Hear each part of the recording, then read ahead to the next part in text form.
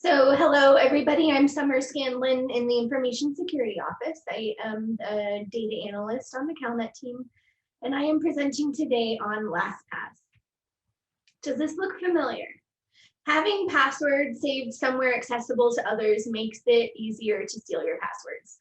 Many of you have passwords written in a notebook or on a spreadsheet or on sticky notes posted to your computer. Maybe you reuse the same password or set of passwords across multiple online accounts to make remembering passwords easier, i.e. your DoorDash password is the same as your Fast Track password, which is the same as your Amazon password. So what happens when one of these accounts gets compromised? They all get compromised. Criminals will steal your passwords and try them across every account that they can. This is why you should never reuse passwords. 65% of us reuse passwords. 91% of us know that that's bad. And 73% of us duplicate passwords across personal and professional accounts. There are 44 million accounts stolen and compromised every year. That's a lot of passwords compromised. Compromised passwords are responsible for 81% of hacking-related breaches. Think about all the breaches you've heard about in the news from your friends, even experienced yourself. 81% is compromised password related. So it might seem completely impossible to remember to create a strong and unique password for every single online account that you have, and it's definitely impossible to remember them all. This is where LastPass comes in. Password managers such as LastPass allow you to easily store, access, and update your passwords. Passwords for all of your online accounts are stored in a secure, encrypted vault that you can access from your devices, which is far safer than the post-it method. Using LastPass means that you have a strong, unique password for every account that you have, and you only have to remember the password for your vault. Password managers are helpful because they can generate passwords that a human is unlikely to guess. They store passwords and responses to security questions safely in an encrypted vault. They protect all of your passwords with a single master password. The only password you have to remember is the master password for your LastPass account. There are other benefits too. You can store addresses and financial information all securely in your encrypted vault. You don't have to be connected to UC Berkeley to use LastPass. You can sign up for a free account, which is better than not using anything. We at UC Berkeley have a contract with LastPass, so the Information Security Office has sponsored a free premium LastPass account for every employee, student, and affiliate of campus. So this is why we are encouraging you to use it. Not only can you have a free account, you can have a free premium account. So there are a few passwords that you should memorize that should be strong and unique and that are totally separate from your LastPass account. One is your email password. Very often we click a link in an email to verify our identity. So we want our email accounts to have unique, strong, memorable passwords. You can store your email passwords in LastPass, but you should know it. Other passwords you should remember are the passwords for your devices and passwords for any encryption that you have set up. Following this process will decrease your likelihood of getting hacked tremendously. So before you get started, before you create your account, we suggest that you download the browser extension and the mobile app. It just makes it easier to use LastPass. So I'm going to click on this link. Hopefully my share screen is still working. Looks Do you good. see the web? Looks good. Okay. So LastPass actually has really great support materials and an organized website. All of their downloads are located on this download page. So depending on which device you use, you can click to find your browser extension. I use Chrome for Mac and I've installed it and I love it. You can also download a mobile app. So I have installed the mobile app on my iPhone. Just makes it easier to use LastPass in general. We go back to the presenter view. So once we've downloaded the application and the extension, then we're going to create our account. Here I have a video and I actually I'm going to stop it here and go here. So on our CalNet website, we have a LastPass quick start guide. So you'll go there and click on create a new LastPass premium account. If you already have an existing free LastPass individual account, you can convert it, and there are instructions on our website. So once you click the link for create a new LastPass account, it'll jump you down to the page, to the customized LastPass link, where here you enter your berkeley.edu email address and your personal email address. Both the berkeley.edu email address and the personal email address are required. You will create the account using your personal email address, and then you will upgrade to a premium account by entering your Berkeley address.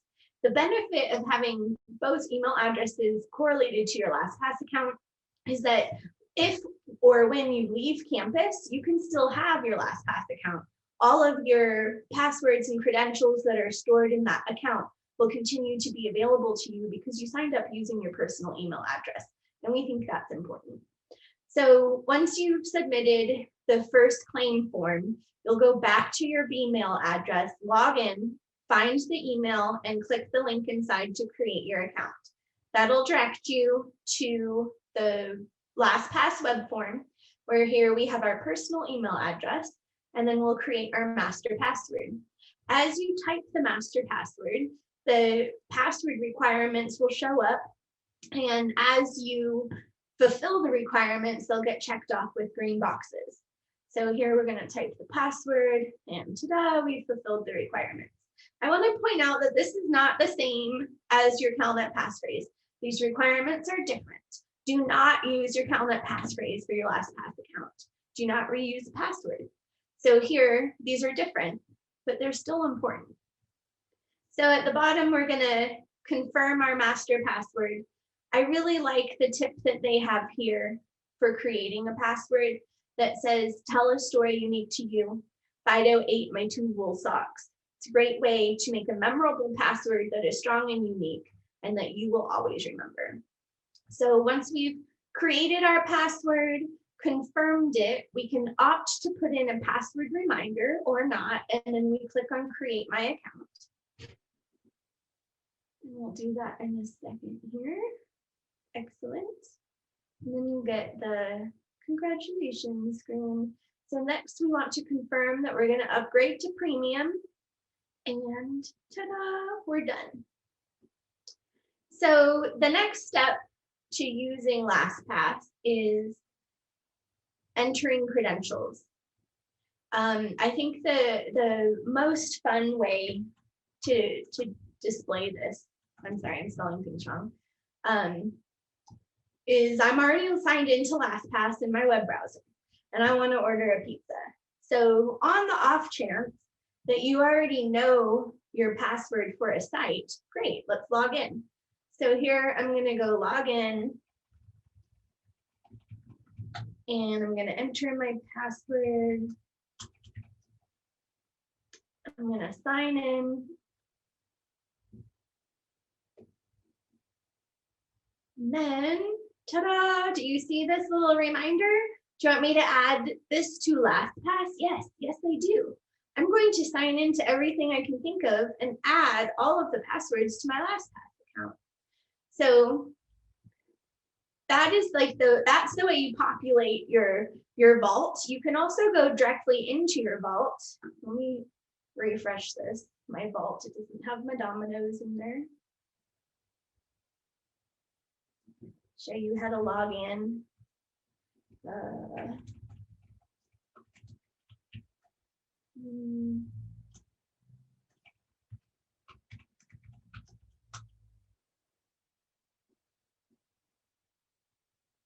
The one password I need to remember is my vault password. So here we go. Here's my Domino's account. It's been added to my vault. Spiffy. Now I never need to know my Domino's password ever again. The other way to use the vault in the browser extension is to auto-populate credentials that you already have stored. So here in my vault, you can see that I have my Cal Performances login listed. And if I go to Cal Performances and click on their login link, here this little icon pops up, and this is the LastPass icon. This is indicating that LastPass is installed in the browser. It's recognizing that this is a login screen, and it has auto-populated my username and my password.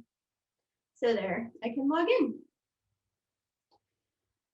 So if you want to add credentials individually to your LastPass account, you can do that too.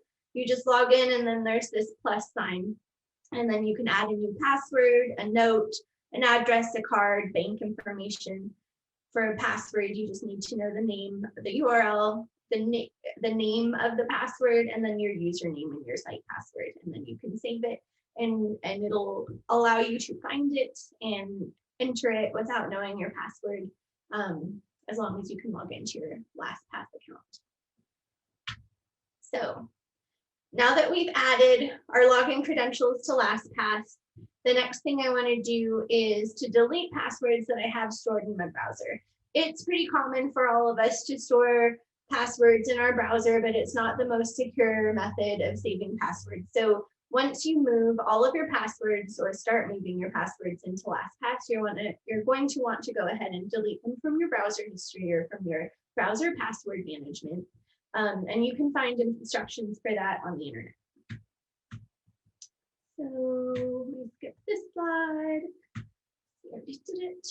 So our documentation on the CalNet website is pretty extensive for LastPass, and we have started compiling frequently asked questions. FYI, support for LastPass is provided by LastPass and not by campus, but we do want to make things easier for you to be able to use the service. So we have a lot of information on our website as well. Answers to all of these facts can be found on the CalNet website. If you go to mycalnet.berkeley.edu and then click on CalNet for me and then LastPass Premium, you'll find a list of menu options, including LastPass facts. To answer some common and general questions, what happens if I forget my LastPass master password? Forgetting your master password may result in the loss of all of your stored information. You can protect yourself from this by installing and using the browser extension. LastPass also can provide a password hint, reset your account, or activate a one-time password if you were previously logged in to LastPass from the computer that you're currently using. Can UC Berkeley access or retrieve the information I store in LastPass? No, not at all. This is why it's important you remember your password. What if I already have LastPass? You will be emailed instructions for converting your account depending on what type of account you already have. If you have a LastPass family plan, you will not be able to convert that account. So if you have a LastPass free individual account, you can convert it to the premium account.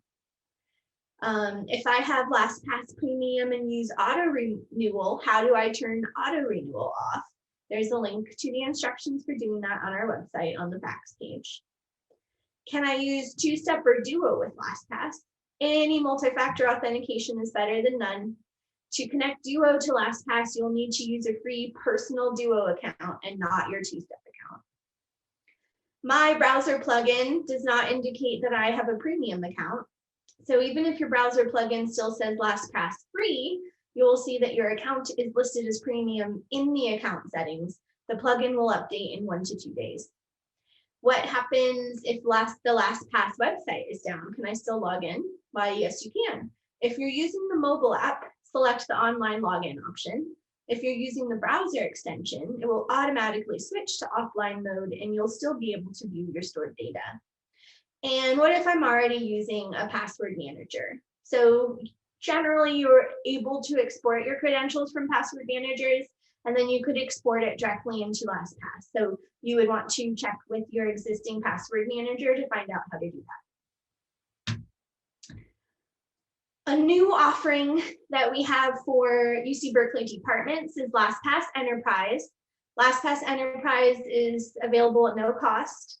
It allows departments to share institutional credentials across teams and secure password storage with centralized administration, reduces the risk of mishandled credentials. So if you are interested, if you're in a department that's interested for signing up for enterprise, go to our website and you can find instructions on how to do that. And for more information about LastPass, check out our website. I have the link for premium, for enterprise, and then the support link that is provided by LastPass and not by UC Berkeley. So thank you. That's all. I know it's a lot of information pretty quickly, so hopefully you find it helpful.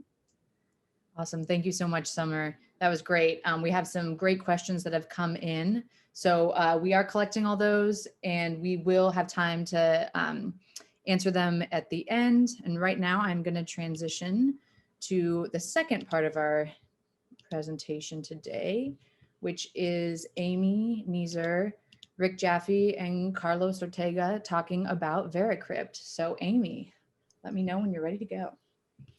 I'm ready. So happy Love Data Week, everybody. My name is Amy and I work in research IT.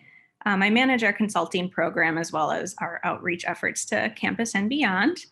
And I'm really excited to be here and presenting this session along with my awesome colleagues, Rick and Carlos, who will introduce themselves as we go throughout the session.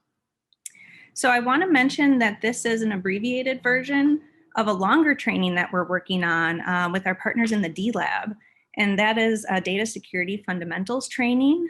So that's in progress and look for that as it develops. And this is a little preview for you so you can get a taste of what that's like.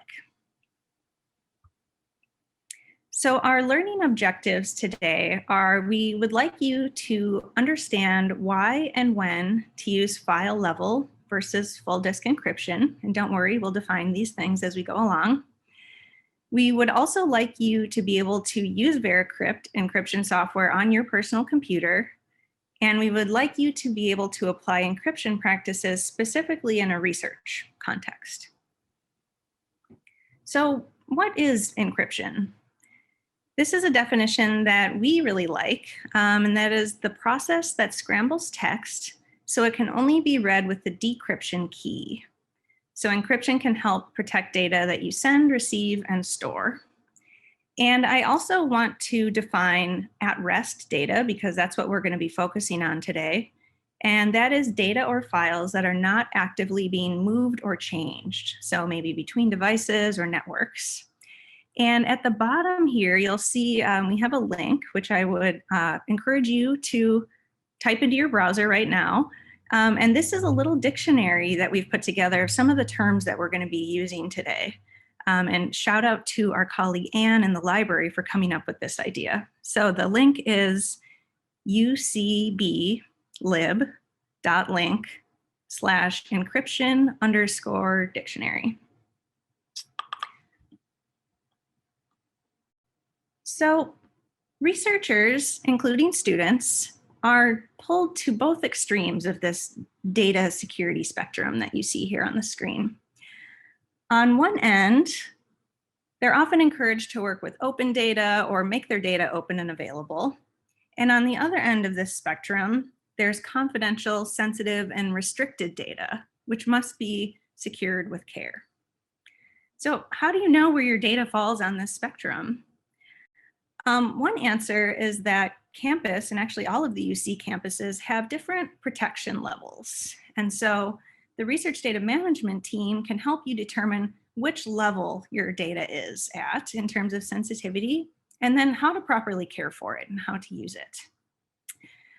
Sometimes we're told this information. Perhaps the Office for the Protection of Human Subjects or the IRB, the Information Security Office or your PI maybe tells you that that your data is sensitive and you need to take care of it. Another example is perhaps you've signed a data security agreement. That can come if you're using somebody else's data and they have certain requirements that you need to meet. So that's kind of confusing, and we are definitely here to help you with this. And we're also excited to teach you this skill that can be used in other aspects of your digital lives as well. So there are many encryption tools available, and today we're going to focus on VeraCrypt because it is officially supported by campus. There are other tools for encryption that are built into your computers, and the Information Security Office has some great information about that, which we will share at the end of this presentation. We'll share a link. We're also going to be focusing on encrypting data that is at rest, as I mentioned before, as opposed to data that's in motion or in transit. We're going to be focused on file level and full disk encryption, and more on that in a moment. And I also really want to mention that this is an overview, so no need to frantically download VeraCrypt right now and have to follow through with the steps that we're going to be showing you. This is going to be made available to you afterwards, so in your own time you can download it and follow through all of the steps. VeraCrypt is a free and open source software. We have a link for it right here in the slides, so we would invite you to check it out after this session. And with that, I will turn it over to our lovely colleague, Carlos. Hi, everybody. I'm Carlos. I'm an undergraduate senior and a data peer consultant under the Division for Computing, Data Science, and Society. So before we start with the run through of how to use VeraCrypt to encrypt your data, we want to cover some background knowledge, one of which is partitions. So partitions is something that will come up a lot when you're working with encrypting data, especially internal or external drives. So partitions are typically blocks of data within your drive. So in here we have the analogy between your drive is similar to a house. So the whole house can be, would store everything you own, but you could also separate it into different rooms. So like when you have a hard drive, it'll typically have at least 2 partitions. Often with new laptops, it'll have 1 partition for your operating system, whether that be Windows, Mac, or Linux, and then another partition for all of your data. And it's just sometimes easier to keep it safer and more secure if you keep everything separated, since it is sometimes easy to mess around with your operating system if you have it all on one partition. So this is just something to know. Often when you're working with external drives or another internal drive that you added yourself, it'll all be 1 partition. So one way you could think about it is kind of like a studio apartment. It's still its own home, but it's only 1 room. And so that's just something to know. We're going to be using it interchangeably. We will be assuming that the external drive we're working with is just 1 partition in its own. Next, please. So when we're talking about full disk or full partition encryption versus file level, this is a image that should hopefully explain it a little bit better. So full disk or partition encryption will encrypt the whole partition.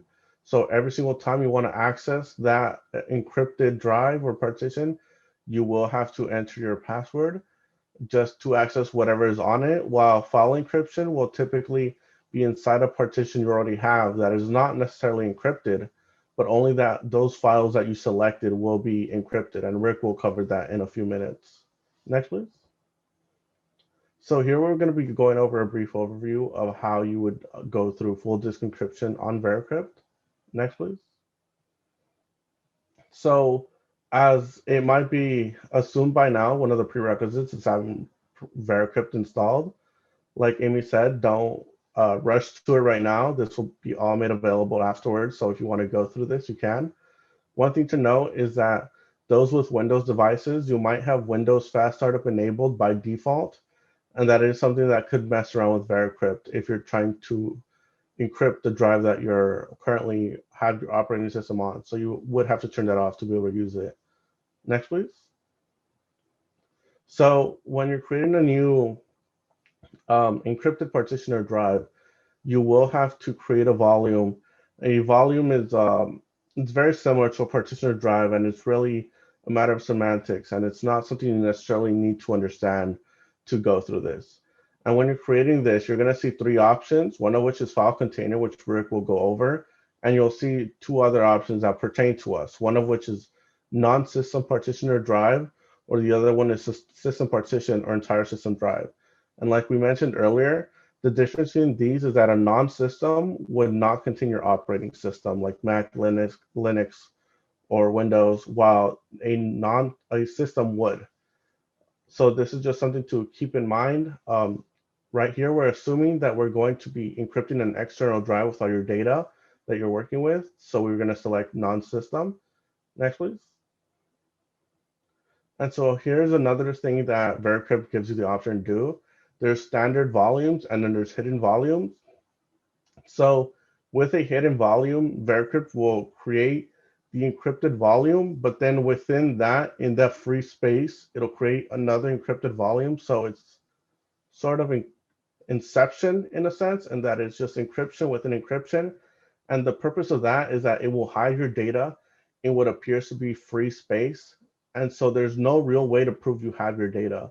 That would only be meant not to keep your data not only secured, but secret. That's only necessary to be if you, for any reason, need to hide that data, need to make sure that nobody knows you even have a hold of it.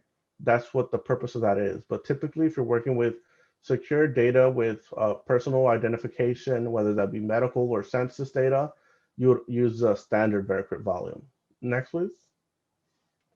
And so here you would just select a drive, you would click select device, you would select your partition. Here we're selecting the partition. So I would, in my case, I'm encrypting an external USB with 32 gigabytes. And so that's what the red arrow on the bottom is pointing at. You don't need to select the drive itself. To do that, you would need to delete all partitions from it beforehand.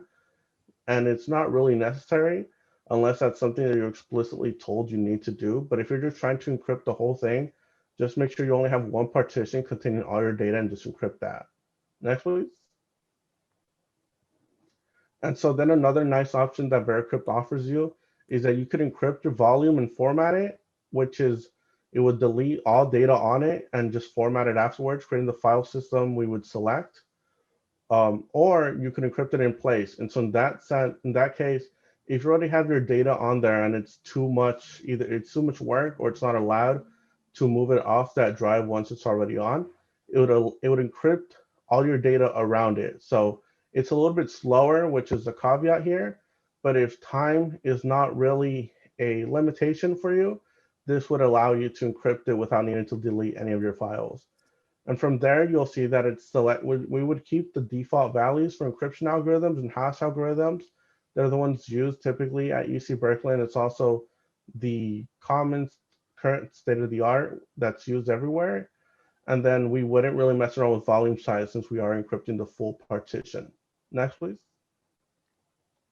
And so here we would have to select a password for whenever we use it. Luckily, you all already saw the LastPass tutorial. So that's something that you would be able to use to select a password for your VeraCrypt volume and then be able to not need to remember it and just be able to refer back to. Next, please. Here, it's asking if you have files larger than 4 gigabytes. The reason it's doing this is there are very many file systems. Typically on a Mac, the one that comes with it is Mac OS Extended Journaled. And so that's just proprietary to Mac. And then on Windows, the more popular one right now is NTFS. But the caveat with NTFS is that if you connect a drive with NTFS to Mac, it would be read only. So you can't actually edit any of the files on there or any of that. And so the ones that would be cross-platform are the ones called FAT or FAT32 and exFAT. And so the difference between those two is that exFAT could have files larger than 4 gigabytes, while the FAT or FAT32 wouldn't. So in this case, we would select yes if you know you're going to have files larger than 4 gigabytes. If you're not really sure, it's just better to select yes anyways, because it's easier to have files smaller than that and just be able to have the option in the future to have larger files than having to re-encrypt it all over again in the future if you find out all of a sudden you do have larger files and you didn't really account for that. Next, please. And then here, this is almost the very end. It would ask you to move your mouse randomly. And the purpose of this is to make the encryption as random as possible. And given that humans are the most random thing connected to a computer, it's asking us to just move the mouse around as wild as possible on top of your VeraCrypt window, and then you would just format it. It would do all of that for you, and then it would be already encrypted already. Next, please. And so now we're going to be able to use the actual volume. As you can see, we're back at the main window. We would just select any of these letters. It doesn't really matter unless it's a personal choice for you that you really like one of these letters. In our case, we're assuming that we only have one encrypted external drive. And so we would just be able to click auto mount devices, and it would just automatically connect them to the lead that you selected. Next, please. And afterwards, it would ask you for your password, which we did not show here. And then you'll be able to access all your files. And then at the end, you would just dismount, which is the equivalent of ejecting a drive, and it would be ready to go. And then Rick will take file encryption. Thank you, Carlos. I'm Rick Jaffe. I'm a staff person with Research IT and the Research Data Management Program. Where Carlos spoke about encrypting the entire disk or partition, I will describe how to encrypt individual files or folders. My screenshots are taken from a Mac, but they closely mirror the wizard that you might see on Windows. Next, please. So the starting screen in this mode is just like the one that Carlos showed. Some of the other screens are the same too, so rather than stepping through step by step on the wizard, I'll spotlight the particular aspects that differ when you're doing file or folder level encryption. Amy's pointed this out, but the slide deck will be available. The slide deck has each of the steps listed. So after the presentation, you'll be able to teach yourself, go back and learn the wizard, how to do it yourself. VeraCrypt also provides a really nice tutorial, which is complete and authoritative. And the link to that tutorial is included at the end of this presentation. Next, please. So as with what Carlos was saying, you need to create a volume. Click the Create a Volume button. And then different from if you're doing the full drive or partition, you want to click Create an Encrypted File Container. The conceptual principle to understand is this. You create an encrypted file container first, and then you move your folders and files into it. This is different from software such as Keka or 7-Zip, or even Zip itself, where you start by identifying a file and then that you want to protect, and then you add the encryption to it. VeraCrypt takes a different approach, and it's a little confusing, at least it was to me at first, but hopefully it'll become clear as I move through this presentation. Next, please. So you must specify the location of this container, this volume that you're creating. And that is, enter the path to where you want to create the container. Include a file name. VeraCrypt will create a volume inside of that file. So notice the language. I hope you can see the screenshot. Just below the box where you enter the file location, it says, a VeraCrypt volume can reside in a file called a VeraCrypt container, which can reside on a hard disk or a USB drive, etc. It seems confusing, at least to me, to create a file that will hold other files. But think of it this way. You're creating a volume, a space on your hard drive that will be encrypted, and into which you can move the items that you want to protect.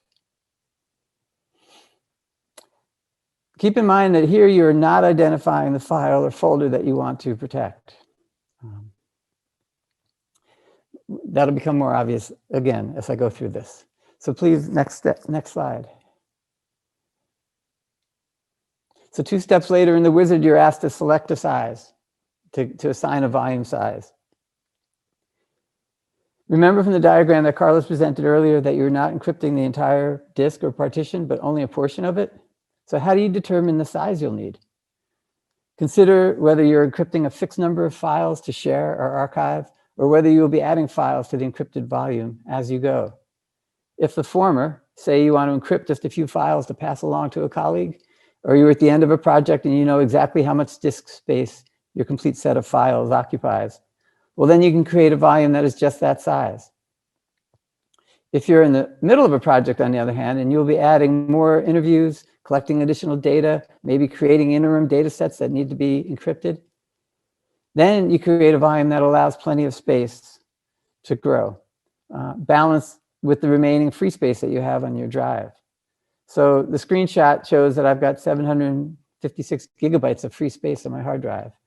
I could spare 50 or 100 gigabytes, probably more, to create, to assign to an encrypted container. So please understand that while you're using an area of your drive as an encrypted container, you can't use it for other purposes.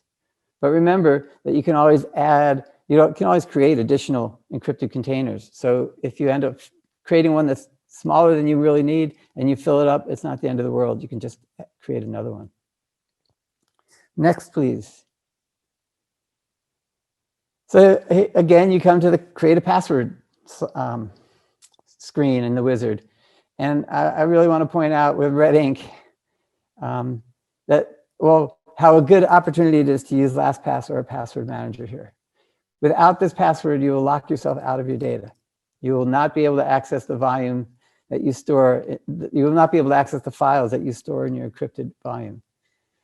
So, you know, in the past years, my colleagues in desktop support and ITCS at the time really warned me against recommending encryption for researchers. It's a real risk that you can lock yourself out.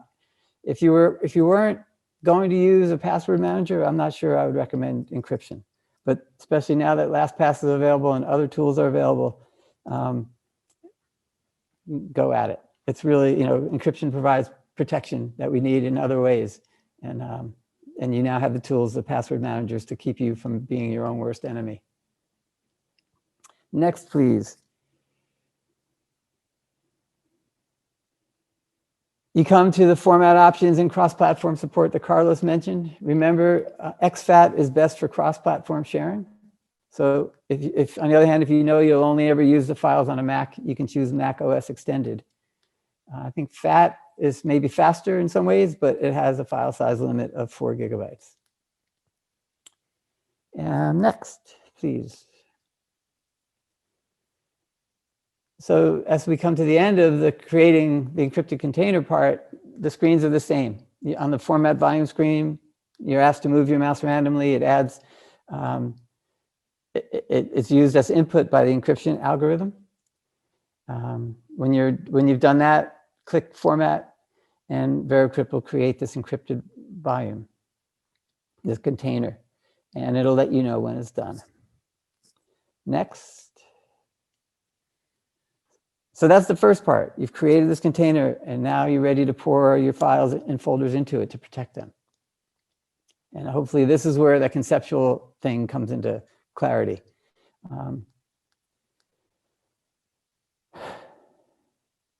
So in the window, you start by opening VeraCrypt and click select a file. It's outlined in red. A Finder window on Mac, a Finder window on Windows, probably an Explorer window will appear, and you can navigate to the file that you just created, the container volume that you created, and select it, and then click Open. Next. At the lower left-hand corner of the VeraCrypt screen, you click the Mount button. Mounting makes the volume available to you. As if you were, yeah, it makes it available to you. When you click the Mount button, it pops open a little window that has the password input box, and so enter the password that you've stored. Next. So here's a screenshot on my computer. You'll see the VeraCrypt window, and behind it is my desktop. You'll see that the volume, the mounted VeraCrypt volume appears as untitled, an untitled volume. And you'll also see just below that the container that I created, my VeraCrypt file. So it's just driving home that there are two entities, the container file and then the volume itself, which lives in the container file and into which you'll be able to drag and drop the files and folders that you want to protect. Next, please. So here you move the files and folders into that volume, just like you would any other file or folder into a folder on your Mac or Windows, a directory on your Windows. When the volume is mounted, the files behave just like any other file.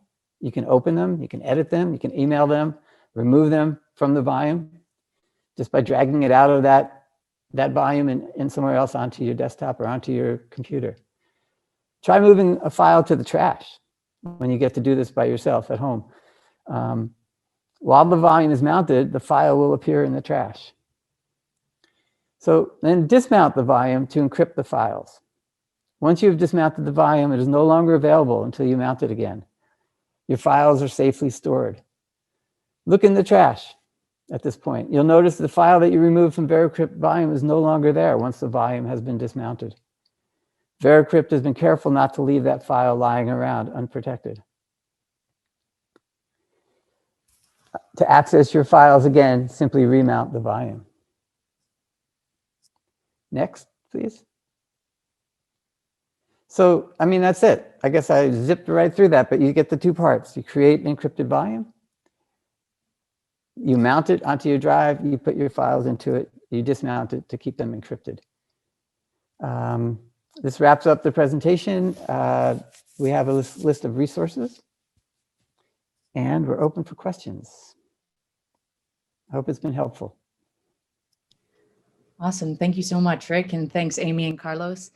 Yeah, now is question time. So we have a couple or a good amount that have been added to the chat as we've gone on. Chibuzo, do you mind reading out some of the ones that we've got so we can get answering them? Yeah, we'll start with LastPass and then I'll just start with some of the questions. So one of the questions that we got is LastPass better than Google Password Manager with two-step verification? And that was asked by Yvette Renee, I think. Is it better? Well, we recommend using anything over not using anything. So if you're a member of the Berkeley community, then you can sign up for LastPass and upgrade to premium. I'll just add to that a little bit because this came up in yesterday's presentation as well. And I'm Allison Henry, by the way. I'm the Chief Information Security Officer. So LastPass has a lot of features. There are a lot of things that it can do that we didn't even get into here, like storing other secrets, like, you know, bank account numbers, credit card numbers.